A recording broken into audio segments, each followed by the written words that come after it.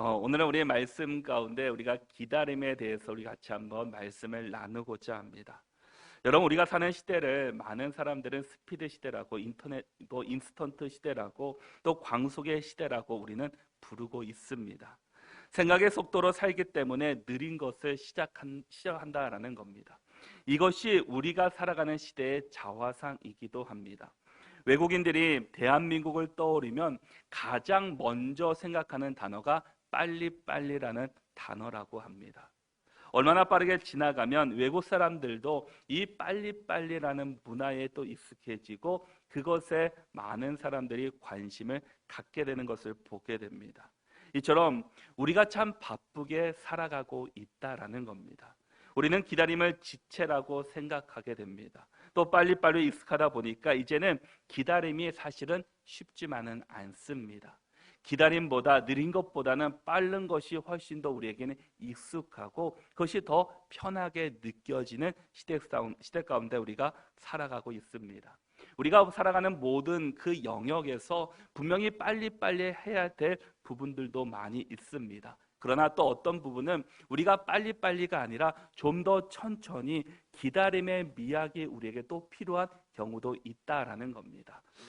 어떤 식당에서는 음식을 주문하면은 15분 내에 음식이 나오지 않으면 무료입니다라고 광고를 하는 데도 있다고 합니다. 또 예전에는 어떤 피자 가게는 주문하고 배달까지 30분 내에 도착하지 않으면 그 음식은 무료로 드립니다라고 광고한 적도 있습니다. 우리 주변에서도 사진을 찍는 것도 그 사진관에 보면 20분 완성이다라는 또 광고를 붙이는 것도 보게 됩니다. 또 요즘 젊은 사람들은 곳곳에 가면 즉석 사진이라는 것에 익숙해져서 찍자마자 나오는 그 사진들을 잘 많이들 찍는다는 이야기들을 하게 됩니다. 이처럼 많은 사회 영역에서도 이 빨리빨리 문화를 이용해서 영업을 하고 광고를 하는, 마케팅을 하는 부분들을 우리가 쉽게 볼 수 있다는 겁니다. 그런데 그 펜실베니아 대학에서 어떤 연구원들이 연구한 발표를 보면은 주차장에서 차를 뺄 때 아무도 없을 때는 26초 정도가 걸렸다라고 합니다. 그런데 다른 차가 주차하려고 기다리고 있을 때는 31초가 걸렸다고 합니다. 그리고 기다리고 있던 차가 서두르면서 경적을 울리는 경우에는 그 차가 주차하는데 46초가 걸렸다라는 연구 통계를 발표한 적이 있습니다. 사람들이 조급해짐으로 스스로 손해보고 살아가고 있다라는 겁니다. 서양 속담에 보면은 서두르면 망친다라는 말이 있습니다. 그리고 급할수록 돌아가라라는 그 속담들이 있음을 보게 됩니다. 대체로 우리 국민들은 이처럼 기다림에 미숙하다라는 겁니다. 조급한 사람들은 그 스스로 무덤을 파는 경우들이 있습니다. 잘 기다리고 급하지 않고 느린 사람들이 오래 사는 확률도 높다라는 연구도 있습니다. 느린 동물이 장수하는 것과 마찬가지라는 겁니다. 우리가 거북이를 보면 얼마나 느립니까? 가는 것을 보면 사람들이 답답해서 미칠 지경입니다. 그런데 거북이는 장수를 하게 됩니다. 그리고 동물의 왕이었던 호랑이 같은 거 얼마나 빠르게 달려가고 빠르게 움직입니까? 그러나 그의 수명은 짧다라고 이야기를 합니다. 우리가 과일 나무를 심었을 때 열매가 열린다고 과일을 바로 따지 않습니다. 그 과일이 잘 익을 때까지 또 기다리고 또 잘 익으면 그때 따야지 그 과일의 맛을 느낄 수 있고 상품 가치가 있을 수 있게 됩니다. 나무에 열매가 열렸다고 해서 바로 따게 되면은 그 사과는 맛이 없고 상품 가치도 없다라는 겁니다. 이것처럼 우리에게도 이 기다림의 시간이 필요할 것입니다. 사람에게도 마찬가지입니다. 사람에게 생명을 잉태하게 되면 엄마 뱃속에서 10개월이라는 시간 동안 시간을 보내게 됩니다. 그 10개월 동안 그 아이는 그 태아는 엄마의 뱃속에서 잘 성장하게 되고 10개월이 지나야지 또 세상에 나올 때 더 건강하게 출산할 수가 있습니다. 그런데 시간이 조금 빨리 나오는 아이들을 보면은 바로 나와도 인큐베이터나 병원에서 또한 치료를 받은 경우들을 우리가 종종 보게 된다라는 겁니다. 이처럼 성경에서도 우리의 가르침은 이 기다림은 성숙이다라고 성경은 우리에게 말씀해 주고 있습니다. 이처럼 우리가 빠르게 살아가는 이 세상 속에서 우리가 빠른 영역도 필요하지만 우리도 신앙 앞에 서면 우리가 기다림이 필요하고 이 기다림을 통해서 또 하나님의 은혜, 성숙의 은혜를 우리가 경험해야 된다라는 겁니다. 이스라엘 백성은 우리가 잘 아는 것처럼 하나님께서 세워주신 모세의 인도를 따라서 애굽에서 나와서 하나님께서 약속하신 땅 가나안 땅을 향해 나아가게 됩니다. 430년 전에 이스라엘 민족이 애굽으로 오기 이전에 창세기에서 보이는 이 이스라엘 백성들은 민족이라고 말하기도 부끄러울 정도로 많이 부족한 나라였습니다. 애굽에서 내려올 때 야곱의 가족은 70명이 전부였다고 합니다. 이랬던 이스라엘이 430년을 애굽에서 종살이하면서 그의 인구가 무려 그 장정만 60만 명이 되는, 또 가족으로 따지면 200만 명이 넘는 어마어마한 인구로 바뀌게 되었습니다. 하지만 그 애굽 안에 살고 있었기 때문에 그들은 인구는 많았을지는 모르지만 민족이라고 말하기는 조금 또한 다르게 우리가 볼 수 있게 됩니다. 나라긴 나라지만 민족으로서 형성됐지만 우리 같은 나라로서의 정책과 또한 새로운 그 모습들을, 조직들을 갖추고 있는 것은 아니었다라는 겁니다. 다른 민족과는 달리 민족적인 기틀을 전혀 마련해 주지를 못했습니다. 이스라엘이 애굽에서 나오면서 그리고 하나님께서 약속하신 가나안으로 들어가서 정책되는 과정 가운데서 비로소 이스라엘 민족들은 민족적인 조직을 만들 수 있었고 민족적인 가치를 그때서야 형성할 수 있게 되었습니다. 이스라엘 민족의 가장 큰 특징은 하나님의 백성이었고 하나님을 믿는 민족이었습니다. 그런데 이 신앙적인 면에서 있어서도 그들은 참 연약했다라는 겁니다. 창세기를 보면은 아브라함의 후손들이 하나님을 믿고 섬기는 것 같지만 사실 그 믿음이 어떻게 표현하고 있고 어떻게 유지하고 있고 그 믿음으로 어떻게 민족을 유지할 것인가에 대해서는 구체적으로 말해주고 있지는 않습니다. 즉 신앙 공동체라는 민족성을 유지해 갈 수 있는 그 신앙적인 모습이 매우 미약했다라는 겁니다. 그러다 보니까 아무래도 이스라엘 백성들이 애굽에 있으면서 하나님을 섬기긴 섬겼을 텐데 어떻게 섬겼느냐를 보면은 그 어쩌면 자연스럽게 애굽에 있는 다른 민족들이 섬기는 그 모습을 그들도 따라했을 것입니다. 왜냐? 하나님을 믿는 그 모습을 우리가 온전히 보지 못했기 때문입니다. 그러다 보니까 하나님을 믿긴 믿지만 저렇게 믿는 거구나, 저렇게 섬겨야 되는구나 라고 생각할 수 있었고 또한 하나님이 아닌 다른 이방 종교들을 믿는 사람들도 있었고 또 우상 앞에 절을 해야 되는 그런 일들도 생겼다라는 겁니다. 이렇게 430년이 흘렀던 그들은 민족이었습니다. 1년도 아니고 2년도 아니라 430년을 그 애굽의 종살이로 살았기 때문에 그들의 세월의 신앙은 그 하나님과 애굽의 이방 종교와 혼합된 그런 믿음으로 그들은 살아갈 수밖에 없었을 것입니다. 민족의 정체성과 자부심이 심하게 흔들리는 그런 상황 가운데 그들은 살아가게 됩니다. 더군다나 노예 취급받는 상황에서 나는 이스라엘 민족으로 태어난 것이 정말 자랑스럽습니다. 나는 하나님의 백성이다 라고 자부심을 느끼기보다는 그들 마음속에 한편으로는 그냥 나도 애굽의 민족으로 애굽에서 태어나고 애굽의 귀족이나 왕족으로 태어났으면 편안하게 살았을 텐데 라는 생각을 가지면서 그들도 살았을 겁니다. 그들의 정체성이 계속 흔들리면서 살았을 것이다 라는 겁니다. 어떤 목사님이 그 카나다에 있는 밴쿠버라는 곳에 가서 그 청소년들 대상으로 집회를 한 적이 있었다고 합니다. 그래서 그들에게 먼저 물어본 것이 가장 바꾸고 싶은 것이 무엇입니까? 라고 질문을 던졌다라고 합니다.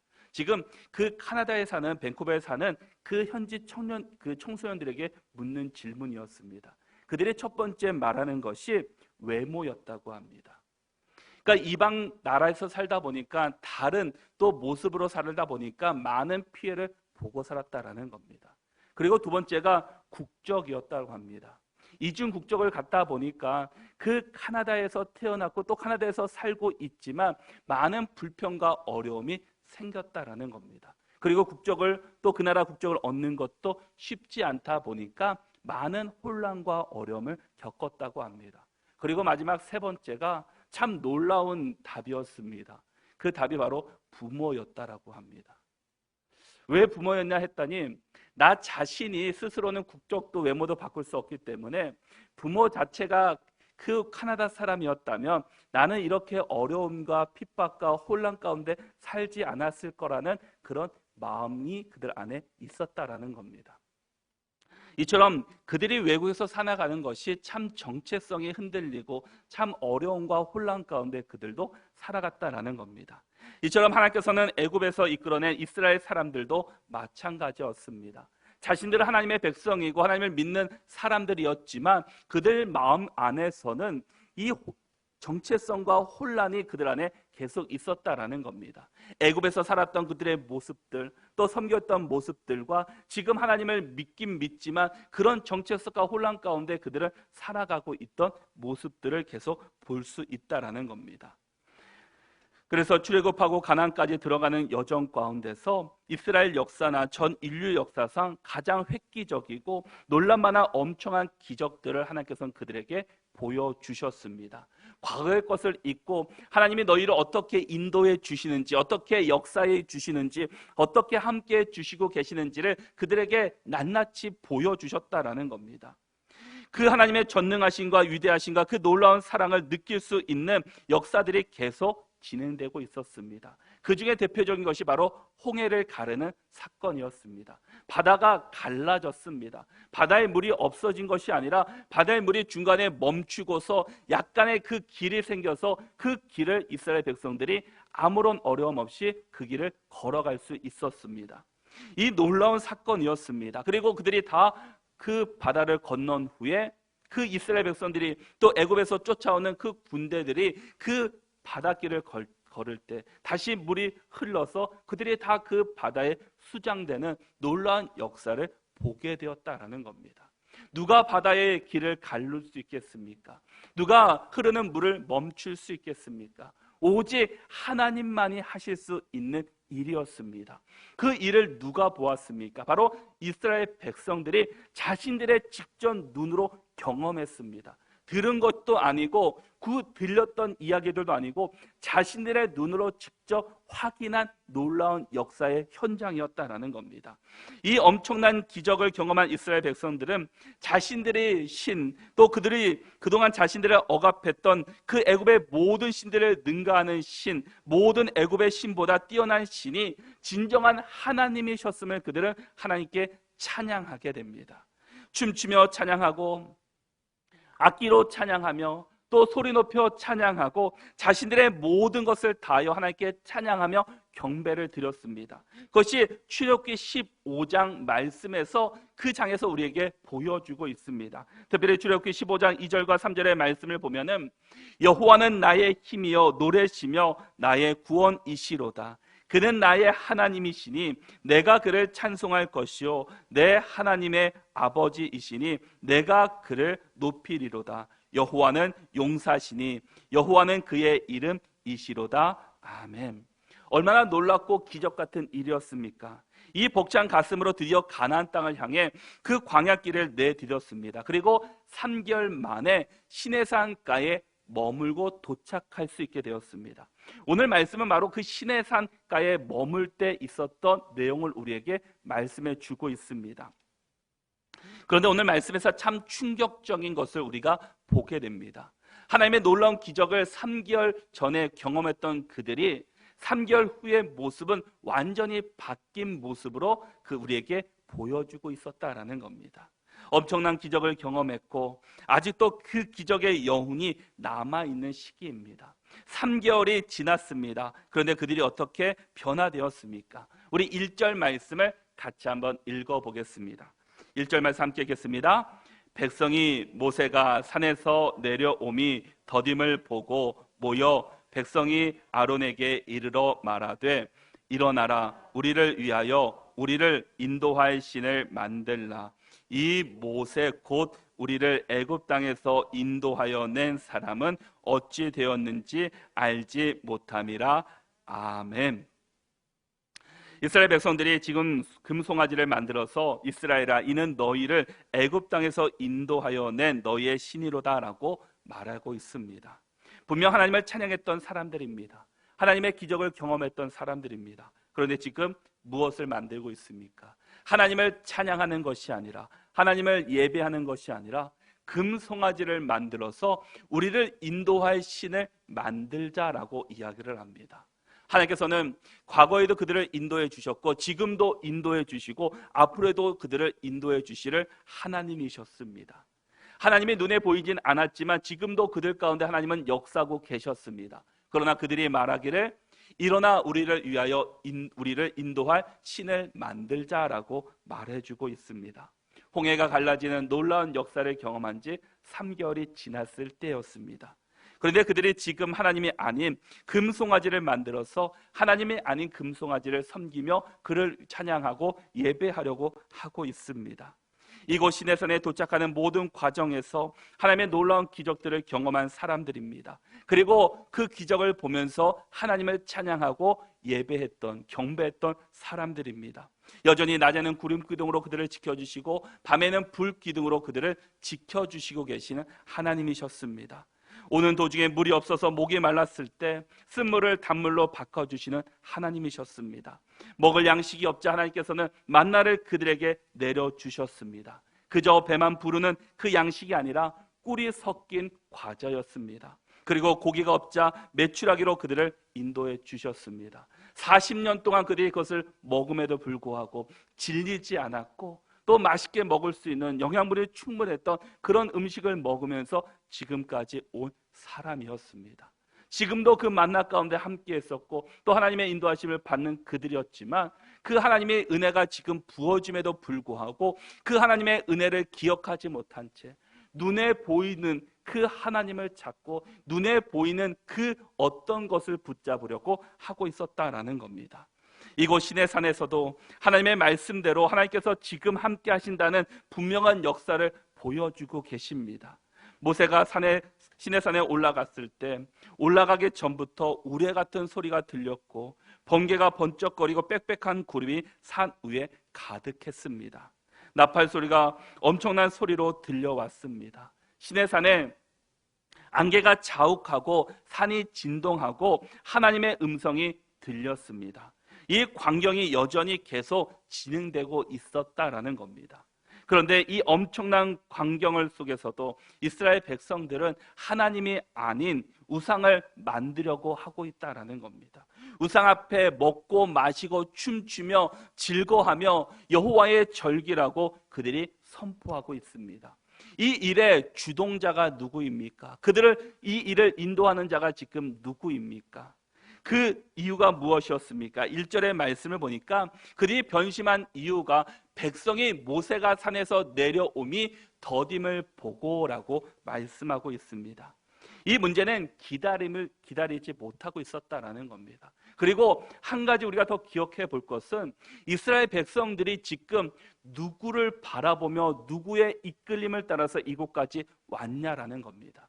분명히 하나님께서 인도해 주셨고 하나님께서 이끌어 주셔서 이곳까지 왔지만 그들이 하나님이 아닌 그들이 믿고 그들이 따랐던 사람은 바로 모세였다라는 사람입니다. 눈에 보이는 모세를 따라서 왔기 때문에 모세가 눈에 보이지 않자 그들은 그만 하나님을 버리고 다른 것을 붙잡으려고 했다라는 겁니다. 이것은 어찌 보면 우리의 신앙도 마찬가지일 것입니다. 우리가 신앙생활하는 목적이 무엇인지, 우리가 신앙생활하면서 무엇을 바라보고 있는지를 우리는 분명히 기억해야 합니다. 우리가 바라봐야 할 분은 오직 하나님이십니다. 우리가 교회를 바라보고 사람을 바라보면서 신앙생활하는 것이 아니라 우리는 오직 하나님을 바라보며 우리는 믿음으로 우리의 신앙을 단련시켜야 합니다. 그럴 때 우리가 때로는 고난이 오고 아픔이 오고 슬픔이 온다 할지라도 내가 원치 않는 그런 일들을 경험한다 할지라도 우리가 넘어지지 않고 우리가 다시금 일어설 수 있고 우리의 믿음이 오직 하나님께 향할 때 우리는 흔들리지 않게 된다라는 겁니다. 여러분들은 존재가 하나님께서 만드신 형상에 따라서 지어주신 그 가장 가치 있는 존재를 가지고 있는 사람들입니다. 하나님께서는 여러분들을 만드실 때 그냥 만들지 않으셨다라는 겁니다. 그리고 여러분들의 주인은 바로 하나님이십니다. 그러기에 우리는 하나님의 말씀대로 살아갈 때, 또 하나님께서 나에게 주신 목적대로 살아갈 때 그 존재의 가치가 가장 아름다운 것이고, 그 목적대로 우리가 쓰임받는 인생으로 살아갈 수 있다는 겁니다. 이 앞에 마이크가 있습니다. 마이크를 만든 목적은 무엇입니까? 작은 소리에도 이 소리가 크게 들리게 하는 것이 마이크의 역할입니다. 근데 마이크도 어쩌면 그 시간이 지나면 수명이 다 닳아서 마이크가 소리가 나지 않을 때도 있을 것입니다. 그럴 때는 그의 역할이 다 소멸된 것입니다. 그의 목적이 다 없어지는 겁니다. 이것의 목적을 만든 사람은 누구겠습니까? 이 마이크를 만든 사람이 그 목적을 분명히 알고 있을 겁니다. 이 마이크의 그 모든 성향과 그런 모든 가치를 가장 잘 아는 사람은 이 마이크를 처음 만든 사람이었습니다. 이것처럼 우리의 인생 가운데서 우리의 목적과 우리의 가치를 가장 잘 아는 분은 우리 하나님이시다라는 겁니다. 왜냐? 여러분들을 만드신 분이 하나님이셨기 때문입니다. 그러기에 우리가 하나님이 만드신 그 가치대로, 그 목적대로 그 하나님 앞에 온전히 쓰임받을 때 진정한 가치가 있는 인생으로 사는 것이지, 하나님이 만드신 목적과 다르게 살아간다면 우리의 가치는 없어진다라는 겁니다. 그러기에 이스라엘 백성들이 이 광야길을 걸으면서 가나안 땅까지 인도해 주신 분은 모세가 아니라 하나님께서 그들에게 말씀해 주셨고 하나님께서 그들을 이끌어 주셨습니다. 그런데 그들은 그 하나님을 보지 못하고 지금 눈에 보이는 모세가 없자, 모세가 더디 내려오자 다른 것을 만들고 다른 것을 붙잡으려고 하고 있었다라는 겁니다. 바로 이 홍해를 건넜던 사건, 하나님께서 왜 이 홍해를, 그 놀라운 역사를 그들에게 보여주셨겠습니까? 이 홍해를 건너므로 말미암아 이제 과거 애굽에 있던 그들의 삶과 이제 새로운 삶의 단절이 시작됐다라는 겁니다. 우리가 예수님을 믿고 하나님의 성령으로 거듭나고 세례를 받고 고백함으로 말미암아 우리는 과거의 삶을 이제 다 버리고 새로운 삶을 살겠습니다라고 우리는 간증하고 고백하게 됩니다. 이스라엘 백성들도 마찬가지였다라는 겁니다. 이 광야의 모습, 이 홍해 사건을 통해서 이제 너희는 애굽에서 살았던 그들 모든 습관들을 버리고 이제 새로운 삶, 하나님께서 인도해 주시는 새로운 그 삶 속에서 너희들이 살아야 될 것을 그들에게 말씀해 주시고 함께 주셨음에도 불구하고 그들은 하나님을 바라보지 못하고 눈에 보이는 다른 것들을 만들려고 하고 있다라는 겁니다. 이처럼 때로는 우리의 신앙이 하나님이 아닌 교회를 보게 되고 사람을 보게 되고 어떤 다른 것을 보게 된다면 우리도 이 이스라엘 백성들 같은 똑같은 모습이 나타난다라는 겁니다. 왜냐? 우리의 신앙 가운데 내가 교회 가운데 상처를 받고 어려움을 겪게 되면 그런 사람들은 어떻게 합니까? 교회를 떠나서 다른 교회로 옮기게 됩니다. 그리고 그것에 또 상처를 받으면 다른 교회로 옮기게 됩니다. 그리고 다른 곳에서 또 그런 것에 상처를 받으면 그것을 버리고 또 다른 무언가를 붙잡고 만들려고 하고 있다는 겁니다. 바로 이스라엘 백성들의 모습이 지금 그런 모습이었습니다. 분명히 하나님께서 그들을 인도해 주셨고 하나님께서 그들과 함께 주셨음에도 불구하고 그들이 하나님을 바라보지 못하고 또 다른 무엇인가를 찾고 있었다는 겁니다. 그런데 그 일에 누가 앞장서고 있습니까? 우리 2절 말씀을 같이 한번 보겠습니다. 2절 말씀 함께 읽겠습니다. 아론이 그들에게 이르되 너희의 금고리를 빼어 내게로 가져오라. 아멘. 지금 모세와 아론이 함께 이스라엘 백성들을 이끌고 이곳까지 왔습니다. 그리고 아론은 대제사장입니다. 그런데 그가 지금 어떻게 행동하고 있습니까? 그들이 그 아론이 해야 되는 모습은 조금만 더 기다려 봅시다. 우리 함께 예배합시다. 함께 기도하면서 모세를 좀 더 기다려 봅시다. 하나님의 음성이 좀 더디 오는 것 같습니다. 라고 이야기해야 될 아론이 지금 뭐라고 말씀하고 있습니까? 너희의 아내와 자녀의 귀에서 금고리를 빼어 내게로 가져오라 라고 말하고 있습니다. 그리고 가져와서 그들은 어떻게 하고 있습니까? 그 가져온 것을 녹여서 송아지 형상을 만들었다라는 겁니다. 그 받은 것을 가지고 금송아지를 만드는 일에 아론이 앞장서고 있습니다. 그는 대제사장입니다. 예배를 주관하고 제사를 드려야 되는 하나님 앞에 나가야 된 그 사람이 지금 모세가 더디 오므로 모세를 기다리는 것이 아니라 다른 우상을 만드는 일들을 만들고 있다라는 겁니다.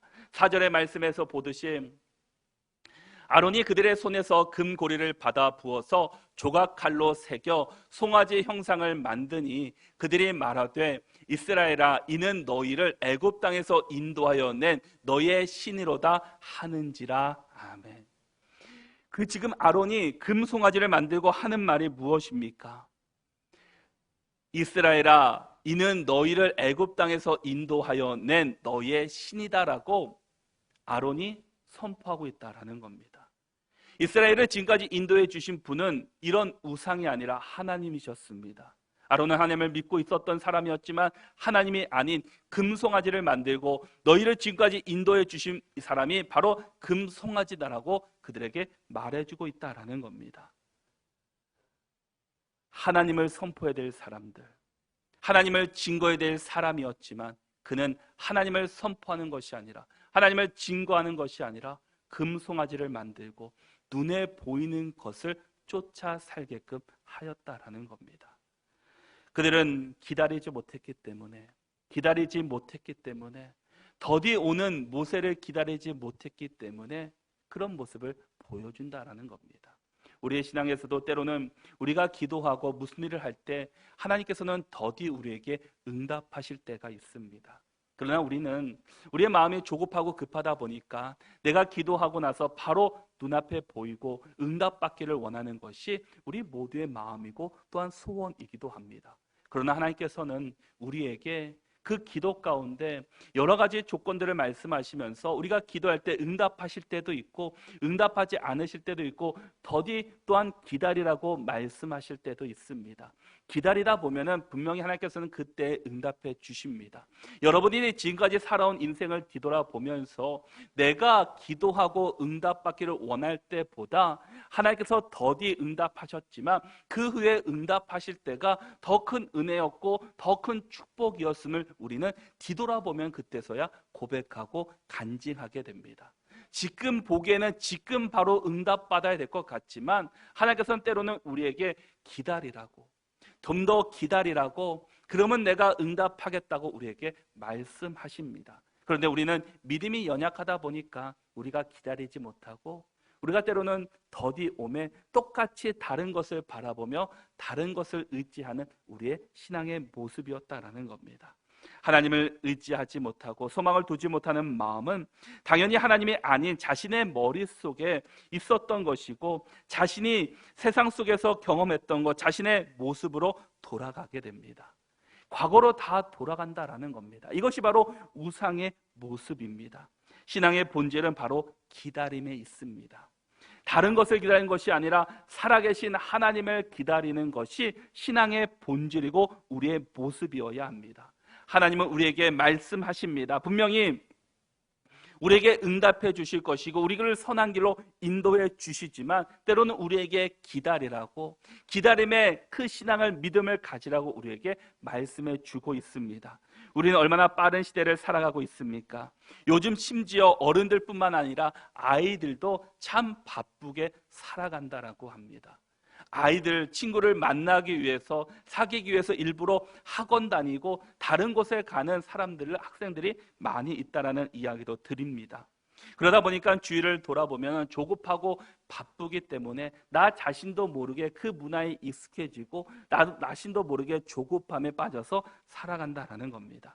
조급함은 하나님의 음성을 듣지 못하게 하고 또 하나님의 그 음성을 길을 막게 된다라는 겁니다. 조급함은 하나님의 역사를 보지 못하고 우리의 눈을 가리게 됩니다. 조급함은 우리를 무너뜨립니다. 우리는 기다려야 합니다.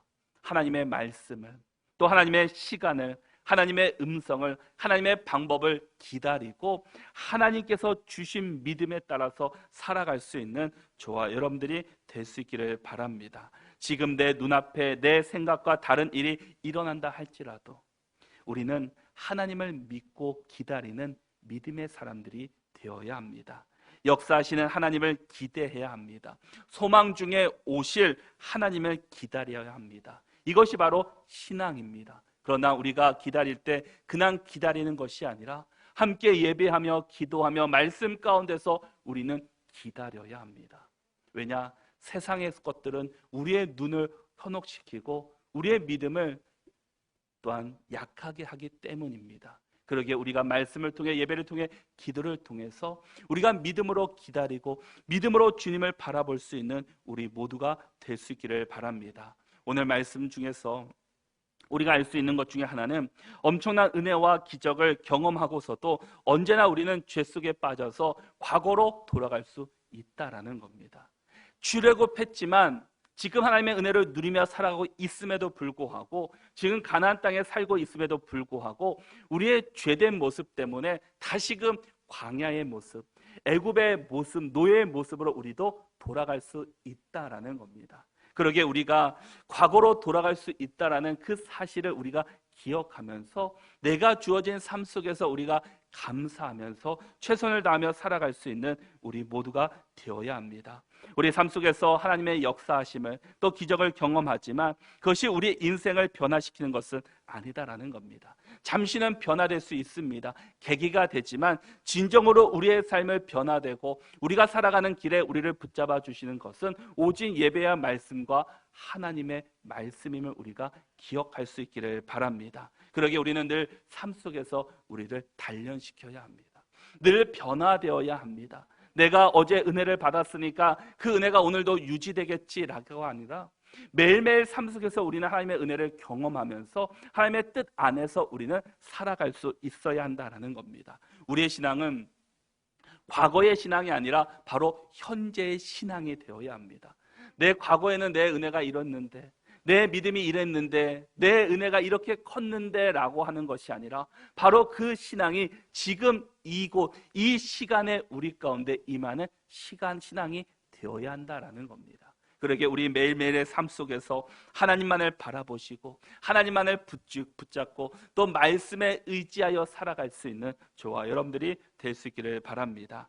시편 37편 5절과 7절의 말씀을 보시면 내 길을 여호와께 맡기라. 그를 의지하면 그가 이루시고 여호와 앞에 잠잠하고 참고 기다리라. 자기 길이 형통하며 악한 궤를 이루는 자 때문에 불평하지 말지어다 라고 말씀합니다. 내 길을 여호와께 맡기라. 그를 의지하면 그가 이루어 주십니다. 그러나 우리에게 여호와 앞에 잠잠하고 참고 기다리라 라고 말씀합니다. 우리가 하나님을 의지하고 하나님께 모든 것 맡기고 나가지만 또 주 앞에서 잠잠히 참고 기다릴 수 있는 믿음의 성도들이 될 수 있기를 바랍니다. 또 시편 62편 1절에서도 나의 영혼이 잠잠히 하나님만 바라며 나의 구원이 그에게서 나오는도다 라고 말씀합니다. 기다릴 줄 아는 사람이 바로 성숙한 사람이고 기다릴 줄 아는 신앙이 바로 성숙한 신앙입니다. 참된 은혜를 우리가 누릴 수 있는 믿음의 성도들이 될 수 있기를 바랍니다. 기다리는 사람에게 분명히 하나님은 놀라운 역사로 여러분과 함께 주실 것입니다. 바로 기다림의 은혜가 여러분 가운데 반드시 임하게 될 것입니다. 기다림으로 하나님의 마음을 느끼며 하나님의 마음을 닮아가며 하나님의 뜻을 이루어 드릴 수 있는 우리 모두가 되시기를 바랍니다. 이스라엘 백성들은 지금까지는 눈에 보이는 모세라는 지도자를 기다렸고 또 그를 바라보면서 이곳까지 왔습니다. 그리고 그를 통해서 하나님을 섬겼던 사람입니다. 하나님께서 직접 보여주시지는 않았지만 모세를 통해 역사하고 계셨고 능력을 그들에게 베풀어 주셨습니다. 그래서 모세가 당장 눈에 보이지 않자 모세가 아닌 다른 것을 이용해서 하나님을 섬기려고 했고 하나님을 보려고 했다라는 겁니다. 비록 우리 눈에 하나님의 형상으로 보이지 않아도 하나님은 여전히 우리와 함께 하시고 또 지금도 함께 하시고 앞으로도 여러분과 함께 하실 것입니다. 우리가 바른 길로 하나님께서는 우리를 인도해 주십니다. 눈에 보이지는 않지만 하나님은 여러분과 함께하고 계심을 내가 너와 함께 하겠다라고 임마누엘이라고 하나님이라고 우리에게 말씀해 주신 것처럼 여러분들이 눈에 보이는 것을 붙잡는 것이 아니라 눈에 보이지는 않지만 여러분들을 인도해 주시고 여러분들을 이끌어 가시는 그 하나님을 온전히 붙잡고 살아가는 저와 여러분들이 될 수 있기를 바랍니다. 눈에 보이는 것은 사실은 정확하지는 않습니다. 늘 바뀌게 됩니다. 갈팡지팡하게 됩니다. 이것이 최선인 것 같지만 또 돌아보면 이것이 또 최선같이 보입니다. 늘 바뀌는 것이 눈에 보이는 세상의 것들이다라는 겁니다. 그러나 눈에 보이지는 않지만 하나님은 영원 불변하신 분이십니다. 변하지 않으십니다. 늘 여러분들 가운데 함께 하시고 늘 여러분들을 인도해 주시는 분이 바로 우리 하나님이시다라는 겁니다. 우리가 그 하나님의 믿음의 눈을 열어서 기다릴 수 있는 믿음의 신앙이 되시기를 바랍니다. 눈에 보이는 것을 쫓아 살아가는 것이 아니라 눈에 보이지는 않지만 영원히 우리와 함께 하시는 하나님을 믿음으로 기다리면서 하나님의 뜻 가운데 살아갈 수 있는 저와 여러분들이 다 되시기를 바랍니다.